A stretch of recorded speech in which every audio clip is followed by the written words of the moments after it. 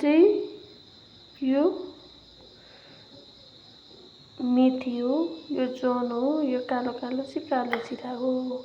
पुरा खोकी लाग्यो भने चिसो गरेको हुन्छ नि, त्यस्तो चिसो लाग्यो भने जाती हुनै भएन भने चाहिँ यस्तो कुखुरा बनाएर खानुपर्छ।